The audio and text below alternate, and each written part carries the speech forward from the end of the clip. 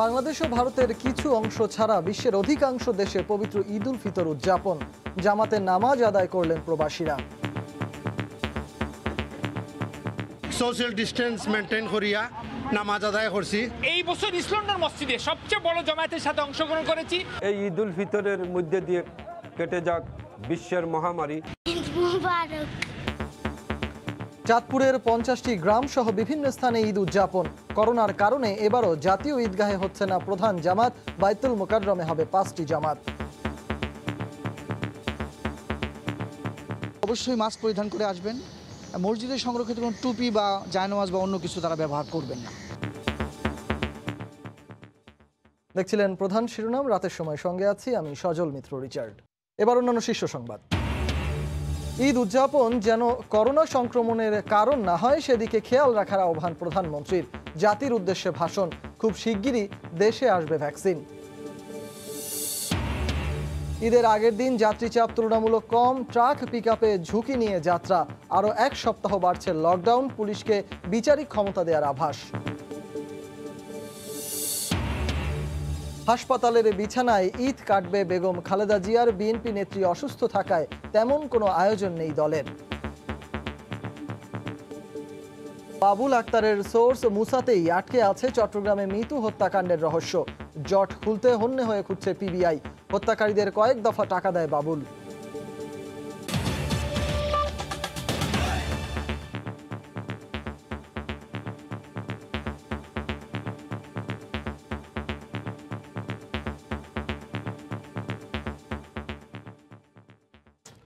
বাংলাদেশ ও ভারতের কিছু অংশ বাদে বিশ্বের অধিকাংশ দেশেই আজ উদযাপিত হচ্ছে মুসলমানদের পবিত্র ধর্মীয় উৎসব ঈদ উল ফিতর।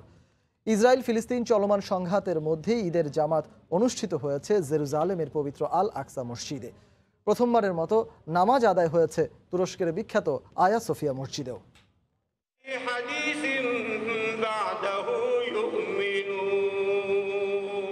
ইসরায়েল ফিলিস্তিন চলমান সংঘাত আর চাপা আতঙ্কের মধ্যে কড়া নিরাপত্তা ব্যবস্থায় ঈদের জামাত অনুষ্ঠিত হয়েছে জেরুজালেমের পবিত্র আল আকসা মসজিদে। সকাল থেকে ঈদের জামাতে অংশ নিতে দলে দলে আসতে শুরু করেন ধর্মপ্রাণ মুসল্লিরা। তবে ছিল না ঈদের চিরাচরিত আমেজ। আল্লাহর কাছে শুকরিয়া, আমরা ঈদের নামাজ আদায় করতে পেরেছি। তবে আমরা ভালো নেই। আল্লাহ যেন এই বিপদ থেকে আমাদেরকে রক্ষা করেন। সৌদি আরবের সঙ্গে মিল রেখে ঈদ উল ফিতর অনুষ্ঠিত হয়েছে পাকিস্তানেও। করোনা মহামারীর মধ্যেও দেশটির সবচেয়ে বড় ঈদের জামাত অনুষ্ঠিত হয় বন্দরনগরী করাচিতে। এতে স্বাস্থ্যবিধি মেনে অংশ নেন হাজার হাজার মুসল্লি। করোনা সংক্রমণ এড়াতে সামাজিক দূরত্ব বজায় রেখে ঈদের নামাজ আদায় করেছেন বিশ্বের সবচেয়ে বড় মুসলিম দেশ ইন্দোনেশিয়ার মুসল্লিরাও। তবে তাদের মাঝে ছিল না ঈদ উৎসবের চিরাচরিত আনন্দ। এরপরও নামাজ আদায় করতে পেরে খুশি মুসল্লিরা। গেল বছর আমরা বাসাতেই ঈদের নামাজ পড়েছি, তবে এবার ঈদের জামায়াতে অংশ নিতে পেরে আমরা সত্যিই খুশি।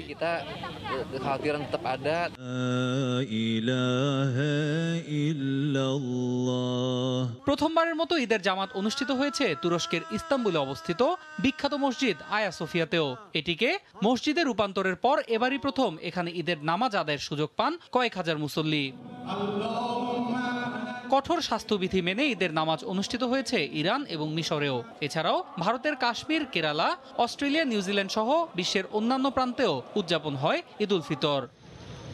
অন্যয় কর্মকার, সময় সংবাদ।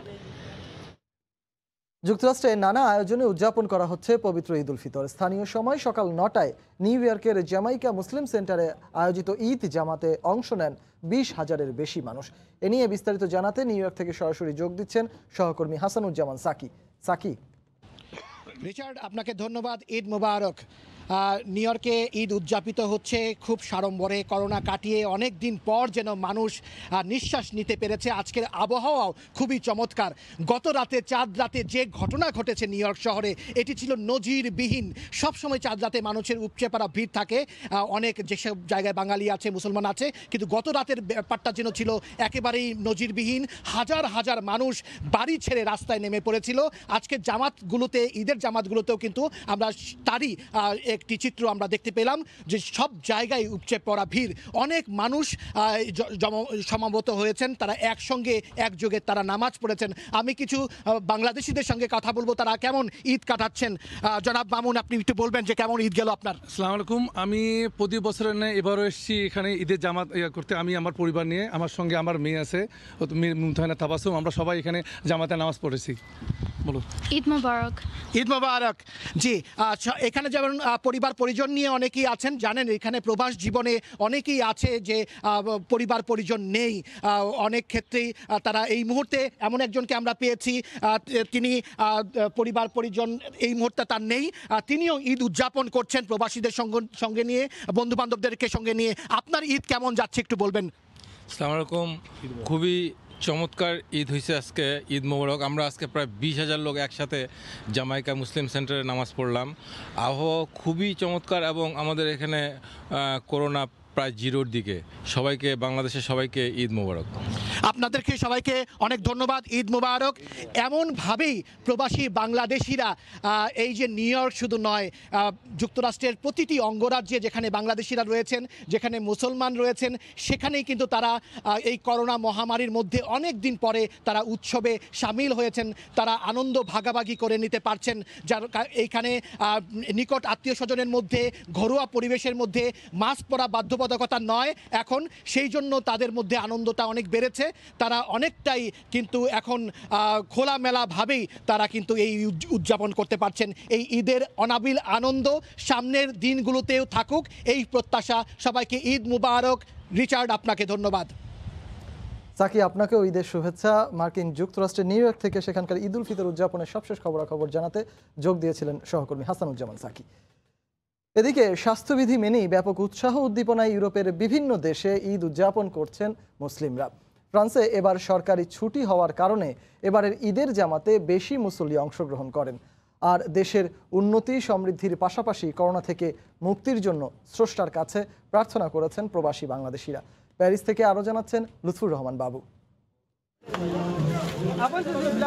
করোনা সংকটের কারণে স্বাস্থ্যবিধি ও স্বাস্থ্য সুরক্ষা মেনেই মুসল্লিরা ঈদের জামাতে অংশগ্রহণ করেন। মহামারী করোনা থেকে মুক্তি ও দেশের উন্নতি সমৃদ্ধি কামনা করেছেন প্রবাসী বাংলাদেশিরা। করোনাকালীন সময়ে পৃথিবী তার আগের মতোই ফিরে আসুক। ডিস্টেন্স রক্ষা করে আমরা এখানে ঈদের জামাত পালন করতেছি।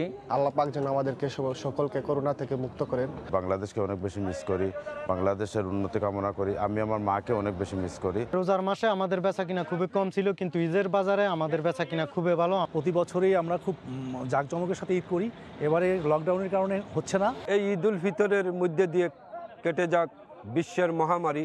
করোনা থেকে মুক্তি আর দেশের উন্নতি ও সমৃদ্ধি কামনা করেছেন ঈদের জামাতে অংশগ্রহণকারী প্রবাসী বাংলাদেশিরা। ঈদের আনন্দ ছড়িয়ে পড়ুক সবার মাঝে, সেই সাথে করোনা থেকে মুক্তির জন্য স্রষ্টার কাছে প্রার্থনা করেছেন ঈদের জামাতে অংশগ্রহণকারী প্রবাসী বাংলাদেশিরা। মামুনুল হক বাবু, সময় সংবাদ, প্যারিস। সৌদি আরব ও মধ্যপ্রাচ্যের সঙ্গে মিল রেখে আজ দেশের বিভিন্ন স্থানে ঈদ উল ফিতর উদযাপন করা হয়েছে। জামাতে নামাজ আদায়ের পর দেশ ও জাতির কল্যাণ কামনা করেন মুসল্লিরা। ব্যুরো জেলা প্রতিনিধিদের পাঠানো তথ্য ও ছবি নিয়ে প্রতিবেদন। চাঁদপুরের 50টি গ্রামে বৃহস্পতিবার ঈদ উদযাপিত হচ্ছে। সকালে ফরিদগঞ্জ উপজেলার টোরা মুন্সিরহাট জামে মসজিদে ঈদের প্রধান জামাত অনুষ্ঠিত হয়। সামাজিক দূরত্ব মেনেই মুসল্লিরা অংশ নেন ঈদ জামাতে।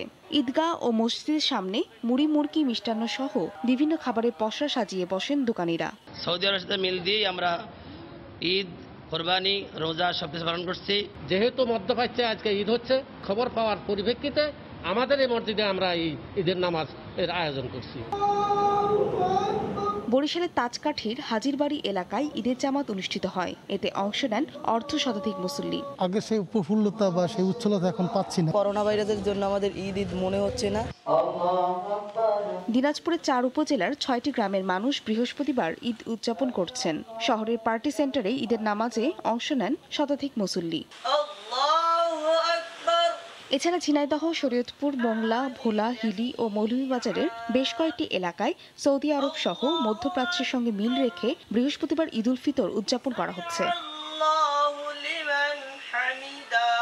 ফাহরিয়া ফারজানা, সময় সংবাদ। রাতের সময় আরো থাকছে।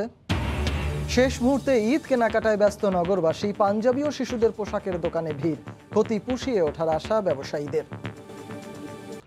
প্রধানমন্ত্রী শেখ হাসিনা দেশবাসীকে সতর্ক করে বলেছেন, ঈদ উদযাপন যেন কোনোভাবেই করোনা সংক্রমণ বেড়ে যাওয়ার উপলক্ষ না হয়। সন্ধ্যায় জাতির উদ্দেশ্যে ভাষণে সরকার প্রধান বলেন, মহামারীর দ্বিতীয় ঢেউ দেশে ব্যাপক নেতিবাচক প্রভাব ফেলেছে। ভাইরাস মোকাবেলায় নাগরিক দায়িত্ব পালনের অনুরোধ জানান শেখ হাসিনা। খুব অল্প সময়ের মধ্যে দেশে বিভিন্ন উৎস থেকে ভ্যাকসিন আসতে শুরু হবে বলেও দেশবাসীকে আশ্বস্ত করেন প্রধানমন্ত্রী। সড়কে নানান ধরনের গাড়ির উপস্থিতি তুলনামূলক কম হলেও নাগরিক ব্যস্ততা আছে জনে জনে। কিন্তু মহামারী ঠেকানোর কৌশল, লকডাউনের মধ্যে বিধিনিষেধের বেড়াজালে আড়ষ্ট জনজীবন।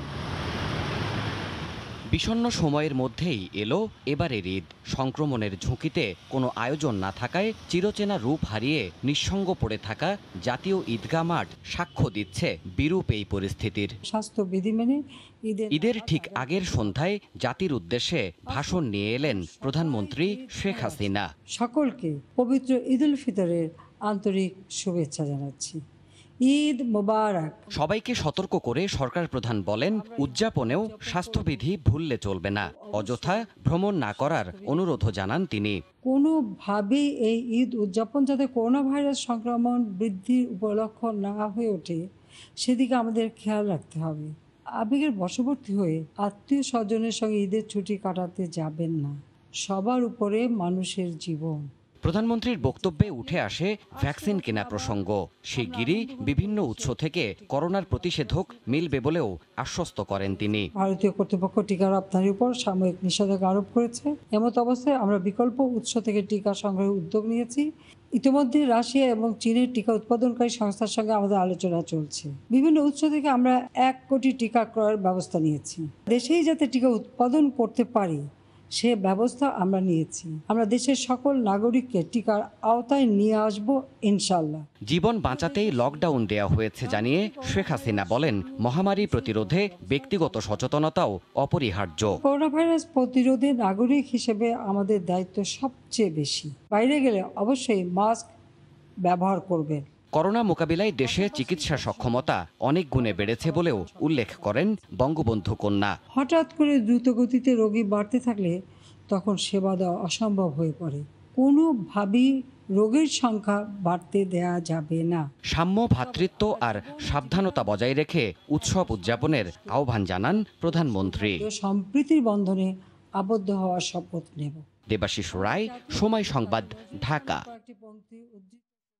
করোনার কারণে এবারও জাতীয় ঈদগাহে ঈদ জামাত অনুষ্ঠিত হচ্ছে না। জাতীয় মসজিদ বাইতুল মোকাররমে অনুষ্ঠিত হবে 5টি জামাত।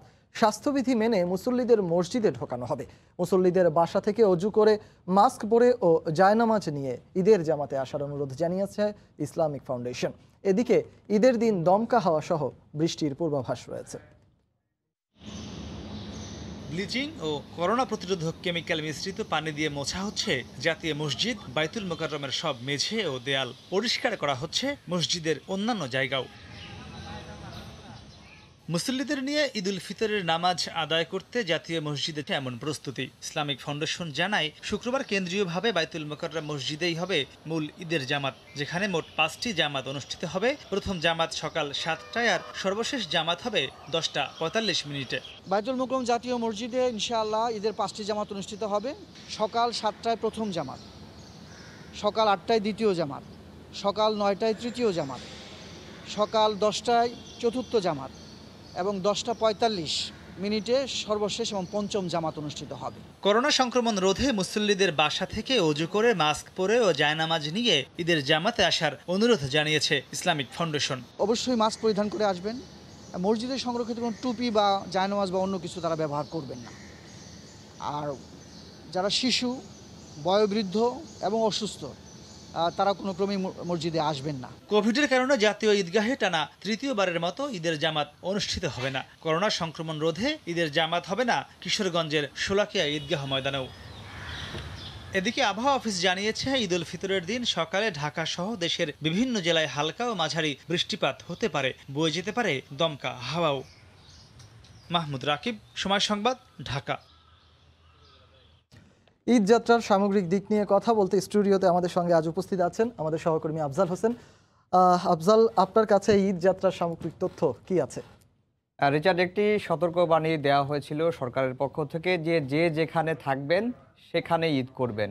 এই সতর্কবাণী যে বাড়ি ফেরা মানুষের যে আবেগ, সে আবেগের কাছে একেবারে ম্লান হয়ে গেছে। আমরা দেখেছেন যে গত কয়েকদিন ধরেই বাড়ি ফেরা মানুষের যে জনস্রোত, ঘাট বলেন, সড়ক পথে বলেন, যেভাবে পেরেছেন, পথে পথে বাধা নিষেধ, বিজিবি মোতায়েন, গাড়ি বন্ধ, সব কিছু বন্ধ করেই বা সব কিছুকে উপেক্ষা করেই বাড়ি ফেরার মানুষের কিন্তু ঢল ছিল। গত কয়েকদিনেই আমরা সেই চিত্রটি দেখিয়েছি এবং একটি দুর্ঘটনাও কিন্তু ঘটেছে। এর আগে আমরা কখনো দেখিনি যে বাড়ি ফেরা মানুষ পদদলিত হয়ে মারা গেছেন, এ ধরনের ঘটনা কিন্তু আমরা দেখিনি। তো আমরা এর আগে আপনার সাথে কথা বলবো, এই বিষয়গুলো নিয়ে বিস্তারিত আলোচনা করব। তার আগে আমরা দেখে নিতে চাই, একটি রিপোর্ট রয়েছে যে রিপোর্টে রয়েছে সেটি হচ্ছে যে ঈদের আগের দিন আজকে সকালবেলা বাড়ি ফেরা মানুষের খুব চাপ ছিল, কিন্তু দুপুরের পরে সেই চাপটি কিন্তু একেবারেই ছিল না। আমরা দেখেছি তারপরেও বাসের ট্রাকে পিকআপে করে ঝুঁকি নিয়েই কিন্তু তারা গন্তব্যের দিকে রওনা হয়েছেন। সেই রিপোর্টটি আমরা এখন দেখব। রাত পোহালেই ঈদ, স্বজনদের সঙ্গে আনন্দ ভাগাভাগি করতে শেষ মুহূর্তেও বাড়ির পানে অনেকে। বুধবার রাত থেকে সবগুলো ফেরি চলাচল করার পরও বৃহস্পতিবার সকাল থেকে শিমুলিয়া ঘাটের 4টি পন্টুনেই ছিল অতিরিক্ত যাত্রী। তবে দুপুরের পর থেকে কমতে থাকে ঘরমুখো মানুষের আনাগোনা। গত কদিনের মতো এদিন চোখে পড়েনি হুড়োহুড়ি আর ঠেলাঠেলি করে ফেরিতে ওঠার প্রতিযোগিতা। তবে কোথাও ছিল না স্বাস্থ্যবিধি মানার প্রবণতা। এতদিন অনেক ভিড় ছিল, ঠিক আছে, অনেক চাপাচাপি গ্যাদারিং, এই কারণে অনেক সমস্যা হতে পারে।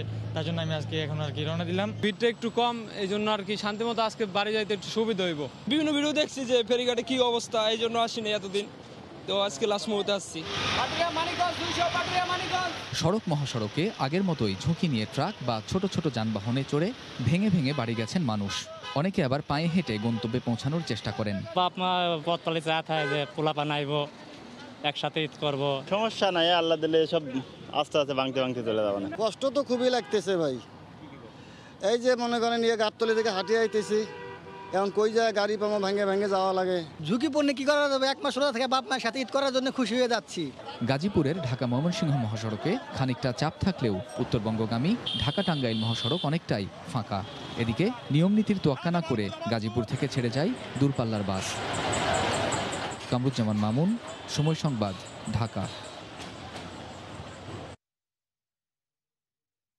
রিচার্ড, আপনি এই রিপোর্টটি দেখছিলেন? হ্যাঁ আফজাল, আপনার সাথে আমিও প্রতিবেদনটি দেখছিলাম। প্রথম প্রশ্ন যেটি করতে চাই, আপনি এর আগেও কিছু কথা বলেছেন, সেখান থেকেই আসলে প্রশ্নটা আসে। সেটি হচ্ছে গিয়ে মানুষের আবেগ আসলে স্তীমিত করে রাখা যায়নি, আবেগ তাড়িত হয়েই তারা আসলে গ্রামের পথ ধরেছে। একটা বিষয় সেটা হচ্ছে গিয়ে প্রথম পর্যায়ে আমরা দেখেছি যে ফেরি চলাচলের ক্ষেত্রে সীমাবদ্ধতা ছিল, একটু সংকীর্ণতা ছিল। 5টি ফেরি ছাড়া হলো, পরবর্তীতে সবকটা ঘাট খুলে দেওয়া হলো, সবগুলো ফেরি চলাচল করা শুরু করলো।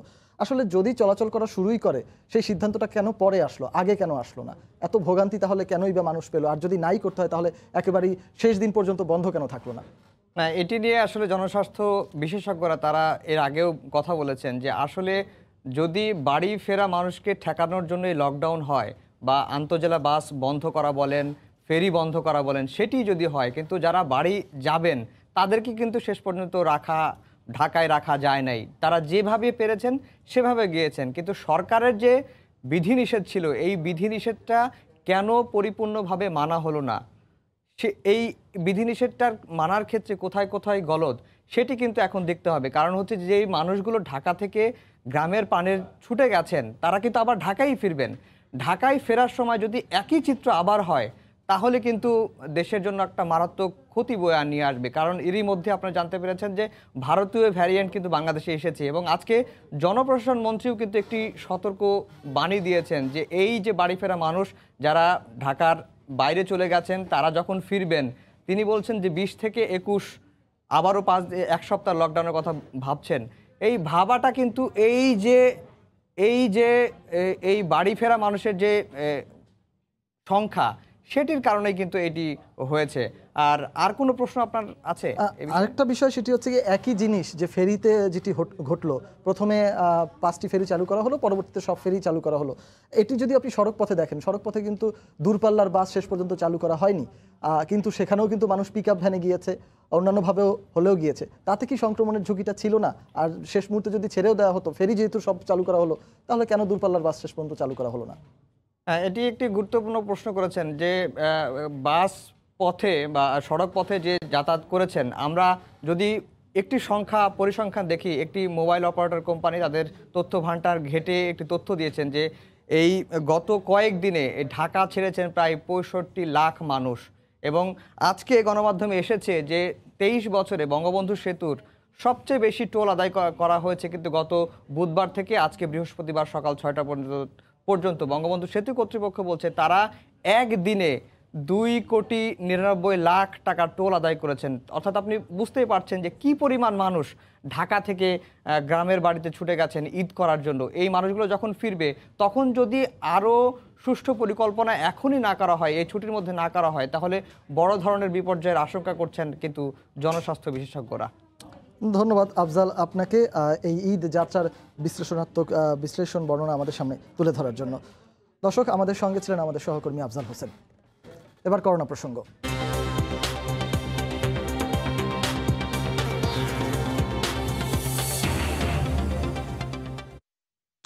দেশে করোনায় একদিনে মারা গেছেন 31 জন। 13,500 নমুনা পরীক্ষায় শনাক্ত হয়েছেন 1,290 জন। এদিকে মাস্ক ছাড়া মানুষের ঈদ যাত্রা ও শপিং মলে বাড়তি চলাচলের প্রভাব সামাল দিতেই লকডাউন আরও 1 সপ্তাহ বাড়ানোর আভাস দিয়েছেন জনপ্রশাসন প্রতিমন্ত্রী। এহসান জুয়েলের রিপোর্ট। 14 এপ্রিল থেকে চলমান লকডাউনে দেশে করোনা পরিস্থিতি সামাল দেয়া যাচ্ছিল বেশ। হাসপাতালগুলোতে আক্রান্তের সংখ্যা কমে আসার পাশাপাশি মৃত্যুর সংখ্যা কমে এসেছে অর্ধেকের বেশি। তবে মরার উপর খাড়ার ঘায়ের মতো দুঃসংবাদ বয়ে এনেছে দেশে ভারতীয় ভ্যারিয়েন্টের অস্তিত্ব। এর সাথে ঈদ যাত্রায় স্বাস্থ্যবিধি উপেক্ষা করে মানুষের যে হুড়োহুড়ি তা শঙ্কিত করে তুলেছে জনস্বাস্থ্য বিশেষজ্ঞদের। আন্তজেলা যোগাযোগ বন্ধ থাকলেও বিশেষ করে ফেরি, নিজস্ব পরিবহন কিংবা পায়ে হেঁটে বাড়ি যাওয়া প্রতিটি ক্ষেত্রেই ভাইরাস সংক্রমণের আশঙ্কা বেড়েছে। এই অবস্থায় লকডাউন বাড়ানোর বিকল্প দেখছে না সরকার। ঈদের পরে 20-22 তারিখের দিকে এটা আবারও বেড়ে যেতে পারে, সেই আশঙ্কা থেকে হয়তো আমাদের পরিকল্পনা করছি যে ঈদের পরে আরও 1 সপ্তাহ এই বিধিনিষেধটাকে আমাদের চলমান রাখা। এর আগে কয়েক দফা কঠোর লকডাউনের ঘোষণা দিয়েও কার্যকর করা যায়নি পুরোপুরি। এবার তাই শতভাগ মাস্ক পরা বাধ্যতামূলক করতে সংক্রামক রোগ নির্মূল প্রতিরোধ আইন সংস্কার করে পুলিশকে বিচারিক ক্ষমতা দেওয়ার কথা ভাবছে সরকার। সংক্রামক রোগ প্রতিরোধ নির্মূল আইন যেটি আছে, আইনের কিছু সংশোধনী এনে পুলিশকে নির্বাহী ক্ষমতা দিয়ে আমাদের কিছু কাজ করা যায় কিনা, এই বিষয়গুলো নিয়ে আমরা একটা আলোচনা করছি। নতুন লকডাউনের প্রজ্ঞাপন ঈদের ছুটি শেষে 16 মে জারি করা হবে বলে জানা গেছে। এহসান জুয়েল। এবারের ঈদ কাটবে হাসপাতালের বিছানায়। দলের নেতারা বলছেন বিএনপি নেত্রী অসুস্থ থাকায় ঈদ ঘিরে তাই তেমন কোনো আয়োজন নেই বিএনপির। দুর্নীতির মামলায় কারাবন্দী হওয়ার আগে প্রতি বছর বর্ণিল আয়োজনে ঈদ উদযাপন করত বিএনপি। দলীয় চেয়ারপারসন বেগম খালেদা জিয়া উপস্থিত থেকে শুভেচ্ছা বিনিময় করতেন নেতাকর্মী ও সমর্থকদের সাথে। কিন্তু কারাবন্দী হওয়ার পর থেকে বিএনপির সেই আয়োজন আর নেই। 2018 সালে তার ঈদ কাটে নাজিমুদ্দিন রোডের জেলখানায়, 2019 সালে বঙ্গবন্ধু শেখ মুজিব মেডিকেল বিশ্ববিদ্যালয় হাসপাতালে, আর 2020 সালে তার সাজা স্থগিত হয় গুলশানের বাসভবনে ঈদ কাটে বিএনপি চেয়ারপারসন বেগম খালেদা জিয়ার। করোনা আক্রান্ত হয়ে রাজধানীর এভারকেয়ার হাসপাতালে চিকিৎসাধীন বেগম খালেদা জিয়ার এবারের ঈদ কাটবে হাসপাতালে। যেখানে নেত্রী হাসপাতালের বেডে নানা ধরনের যন্ত্রপাতি লাগিয়ে শরীরে তিনি শুয়ে আছেন, সে সময় বিএনপি নেতাকর্মীদের পক্ষে ঈদ মোটেই আনন্দের ঈদ হবে না। বয়স ও অসুস্থতা বিবেচনায় ঈদের পর বিএনপি চেয়ারপারসনকে বিদেশে চিকিৎসা নেওয়ার অনুমতির বিষয়টি সরকার পুনর্বিবেচনা করবে বলেও আশাবাদ ব্যক্ত করেন বিএনপির এই নেতা। চট্টগ্রামের বহুল আলোচিত মিতু হত্যাকাণ্ডের কিলিং মিশনের প্রধান মুসাকে নিয়েই এখন রহস্য সৃষ্টি হয়েছে। তাই মিতু হত্যার পুরো জট খুলতে পিবিআই এখন মুসাকে খুঁজছে। 2016 সালের 5 জুন ভোর 5:30 থেকে 6টার মধ্যে জিসি মোড়ের হোটেল নিরিবিলিতে 2 দফায় চা পান করেন বাবুল আক্তারের সোর্স মুসা। 6টা 32 মিনিটে মৃতুকে হত্যা করে আরও 2 সহযোগীকে নিয়ে মুসা মোটরসাইকেল যোগে ঘটনাস্থল ত্যাগ করে। আর সিসিটিভি ফুটেজে ধরা পড়া মুসার অবস্থানেই আইন শৃঙ্খলা বাহিনী নিশ্চিত এই কিলিং মিশন মুসার পরিকল্পনায় হয়েছে। কিন্তু ঘটনার পর থেকে এখন পর্যন্ত আইন শৃঙ্খলা বাহিনী মুসার কোনো হদিস দিতে পারেনি। বাবুল আক্তারকে যেহেতু গ্রেপ্তার করা হয়েছে, আশা করি আমার স্বামীকেও আদালতে হাজির করা হবে। আমিও চাই যদি আমার স্বামী যদি এই মামলার সাথে জড়িত থাকে, যদিও ও করে থাকে নিজের থেকে বা কারো নির্দেশনা যদি থেকে থাকে, তাহলে ওর বিচার হোক। আমার হাজব্যান্ডকে 2016 সাল 22 জুন গ্রেপ্তার করা হয়। আমার সামনে কাঠগড় 3 রাস্তার মোড় থেকে গ্রেপ্তার করা হয়। নেজামুদ্দিন ওইখানে উপস্থিত ছিল। নেজামুদ্দিন আমার হাজব্যান্ডকে হ্যান্ডকাপ করাইছিল হাতে, উনি পিকআপে তুলছিল। মূলত পুলিশ কর্মকর্তা হিসাবে চট্টগ্রামে অবস্থানের সময় মুসা ছিল বাবুল আক্তারের বিশ্বস্ত সোর্স। তবে পুলিশ কর্মকর্তারা মুসাকে তুলে আনা কিংবা নিজেদের হেফাজতে রাখার অভিযোগ অস্বীকার করেছে। তখন কোনো থানায় বা ডিবিতে আমার পোস্টিং ছিল না। এই তদন্ত যারা করছে তাদের সাথে আমি কোনো তো আইও না বা কোনো সাক্ষীও না, তো মুসাকে আমি চিনিও না, জানিও না, এ সম্পর্কে আমি কোনো কিছু জানি না। পিবিআই এর তদন্তে উঠে এসেছে বাবুল আক্তারের পরিকল্পনা অনুযায়ী মুসা 1,20,000 টাকা দিয়ে হত্যাকাণ্ডে ব্যবহৃত পিস্তলটি কিনেছিল এতেশামুল ভোলার কাছ থেকে। আর মোটরসাইকেল সরবরাহ করেছিল মুসার ভাই সাক্কু। পলাতক সাক্কুকে র্যাব বুধবার রাতে রাঙ্গুনিয়া থেকে গ্রেফতার করে। পরে আদালতে তোলা হলে তাকে 4 দিনের রিমান্ড মঞ্জুর করেন বিচারক। পার্থপ্রতিম বিশ্বাস, সময় সংবাদ। লঞ্চ শ্রমিকদের মাঝে নেই ঈদের উৎসব। কাজকর্ম বন্ধ থাকলেও অনেকেই পাননি কোনো সহায়তা। প্রণোদনা দেওয়ার দাবি জানিয়েছেন নৌযান মালিকরা। মাহমুদুন নবীর তোলা ছবিতে আরও জানাচ্ছেন ফিরদাউস সোহাগ। 38 দিন ধরে বরিশাল নদীবন্দরে শুনশান নীরবতা। করোনার কারণে যাত্রীবাহী নৌযান চলাচল বন্ধ থাকায় অলস দিন কাটাচ্ছেন নৌযান শ্রমিকরা। আর্থিক সংকটে পড়েছেন তারা। কেউ কেউ বেতন পেলেও অর্ধেক, আবার কারো ভাগ্যে জুটেনি কোনো কিছু। এছাড়া সরকারি বেসরকারি ত্রাণ সহায়তারও একই অবস্থা। আমরা অসহায়ের মতনই গাড়ি আসি, আমাদের লঞ্চ বন্ধ, মালিক বেতন দেয় না। কোম্পানি বেতন দেয় দৈনিক 250 টাকা। হাতে কি বাড়ি পাড়াম আর কি নিজে খরচা করবো। কোনো জিনিস বাচ্চা কাচ্চারা কিনে দেবো দিতে পারি না, আমি যে লমু তাও দিতে পারি না। আর্থিক দুরবস্থার বিষয়টি স্বীকার করে সাধ্যমতো সহায়তা দেওয়া হয়েছে বলে দাবি লঞ্চ মালিকের। 500 প্যাকেট প্রণোদনা দেওয়া হয়েছে, যার ভিতরে 8 কেজি চাল, তেল, লবণ, ডাল, পেঁয়াজ, সাবান সহ সব আইটেম ছিল। জেলা প্রশাসক জানালেন, অন্যান্য শ্রমিকদের মতো লঞ্চ শ্রমিকদেরও সরকারি সহায়তা দেওয়া হয়েছে। শ্রমিকদের বিষয়টা আমরা মাথায় নিয়ে আমাদের মাননীয় প্রধানমন্ত্রী যে উপহার পাঠিয়েছেন সেটি আমরা পর্যায়ক্রমে 2বার আমরা 200 শ্রমিককে আমরা দিয়েছি। গত 5 মে তাদের বেতন ও বোনাসের জন্য প্রধানমন্ত্রীর তহবিল থেকে প্রায় 20 কোটি টাকা প্রণোদনা চেয়ে আবেদন জানিয়েছেন নৌযান মালিকদের সংগঠন বাংলাদেশ অভ্যন্তরীণ নৌ চলাচল সংস্থা। ফিরদাউস সোহাগ, সময় সংবাদ। দর্শক, এই মুহূর্তে শপিং মল ও বিপণী বিতানগুলোতে চলছে কেনাকাটা। এই মুহূর্তে রাজধানীর বসুন্ধরা শপিং মলে আছেন সহকর্মী কামরুল হাসান সবুজ। বিস্তারিত জানতে সরাসরি চলে যাচ্ছি তার কাছে। সবুজ। রিচার্ড, চাঁদ রাতের ঈদ উপলক্ষে চাঁদ রাতের কেনাকাটায় যে উৎসাহ থাকে ক্রেতা বিক্রেতার মধ্যে, সেই উৎসাহ কিন্তু এখন পর্যন্ত আছে এবং এখন পর্যন্ত মার্কেটে কিন্তু ক্রেতার সমাগম হচ্ছে। অর্থাৎ এখনও কিন্তু ক্রেতারা মার্কেটে আসছেন এবং তারা কিন্তু বেশ গভীর রাত পর্যন্তই কেনাকাটা করবেন। তাদের দরকারি যেটুকু বাকি আছে কেনাকাটা সেটুকু কিন্তু আজকে রাত্রের ভেতরে তারা সেরে ফেলবেন ঈদ উদযাপন উপলক্ষে। তো আমরা বিকেল থেকে এই মার্কেটটিতে দেখছি যে সন্ধ্যার পর থেকে ক্রেতা সমাগম বাড়ছে। অর্থাৎ তারা বিভিন্ন কাজ শেষ করে শুধুমাত্র ঈদ উপলক্ষে যে কেনাকাটা বাকি আছে সেই কেনাকাটা সারতেই তারা এই মার্কেটে আসছে এবং প্রত্যেকটা ফ্লোরে প্রতিটা দোকানেই মোটামুটিভাবে যে কাস্টমারের যে শেষ মুহূর্তের কেনাকাটার যে সমাগম বা ক্রেতার চাপ, সেই চাপটার কথা বলেছেন দোকানিরা এবং সবাই তাদের পছন্দের যে পণ্য সেই পণ্যটা কেনার ক্ষেত্রে কিন্তু বেছে বেছে একটু বেশ দোকানেই কিন্তু ঘুরতে হচ্ছে, কারণ শেষ মুহূর্তে কিছুটা সংকটেরও তৈরি হয়। অর্থাৎ চাহিদা মতো পছন্দ মতো রং পেলে হয়তো বা সেটা শরীরের সাথে মাপে মিলে না, যার জন্য কিন্তু বেশ দোকান তাদের ঘুরতে হচ্ছে। এভাবে তারা কিনছেন কিন্তু তারা পছন্দের সাথে ছাড় দিচ্ছেন না। দামের ব্যাপারটা নিয়ে তারা খুব বেশি কিছু বলেননি, তবুও তারা যে প্রতিবারের মতোই কিন্তু বলছেন যে পছন্দের মতো পোশাক বা পরিচ্ছদ পেলে সেটার দাম তুলনামূলকভাবে বেড়ে যায়। অন্যদিকে আবার কিন্তু যে দোকানিরা আছে, বিক্রেতারা আছে, তারা কিন্তু তাদের বিক্রি অর্থাৎ শেষ মুহূর্তের বিক্রিটাকে আরেকটু ক্রেতা টানতে তারা কিন্তু বিভিন্ন ধরনের অফার অর্থাৎ মূল্য ছাড় সহ তারপরে বিভিন্ন ধরনের অফার তারা কিন্তু দিয়েছে, বেশ কয়েকদিন হলেই চলছে। তো আজকেও এই মার্কেটটিতে মোটামুটিভাবে রাত 11টা পর্যন্ত ক্রেতারা ঢুকতে পারবে। এরপরে ক্রেতারা যতক্ষণ থাকবে, ক্রেতার চাপ যতক্ষণ থাকবে ততক্ষণ পর্যন্ত কিন্তু এই মার্কেট খোলা থাকবে এবং এই মার্কেটটা কিন্তু কেনাকাটা চলবে।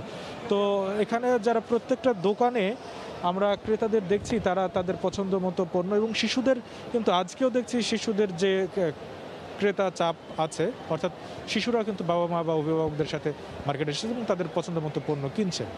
তো রিচার্ড, এই ছিল চাঁদ রাত উপলক্ষে ঈদ কেনাকাটার এই মুহূর্তের সবশেষ খবর। ঈদ কেনাকাটার সবশেষ খবরাখবর জানাতে রাজধানীর বসুন্ধরা সিটি শপিং মল থেকে আমাদের সঙ্গে যুক্ত হয়েছিলেন সহকর্মী কামরুল হাসান।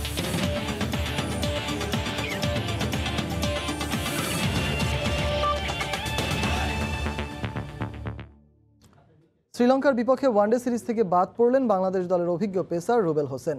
কোমরের পুরনো ইনজুরির কারণে লঙ্কানদের বিপক্ষে মাঠে নামতে পারবেন না তিনি। বিসিবি চিকিৎসক দেবাশিস চৌধুরীর পরামর্শে রুবেল হোসেন আছেন পুনর্বাসন প্রক্রিয়ায়।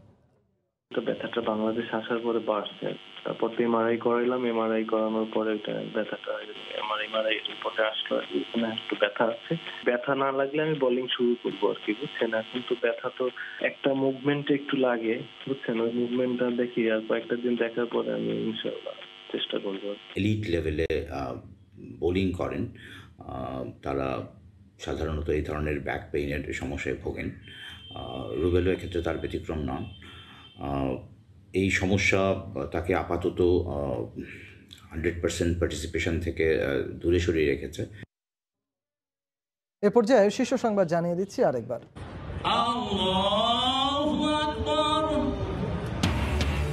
বাংলাদেশ ও ভারতের কিছু অংশ ছাড়া বিশ্বের অধিকাংশ দেশে ঈদ উদযাপন। জাতীয় ঈদগাহে এবারও হচ্ছে না প্রধান জামাত, বাইতুল মোকাররমে হবে 5টি জামাত। ঈদ উদযাপন যেন করোনা সংক্রমণের কারণ না হয় সেদিকে খেয়াল রাখার আহ্বান প্রধানমন্ত্রীর। জাতির উদ্দেশ্যে ভাষণ। খুব শিগগিরই দেশে আসবে ভ্যাকসিন। এই ছিল রাতের সময়ে, সঙ্গে থাকুন সময়ের।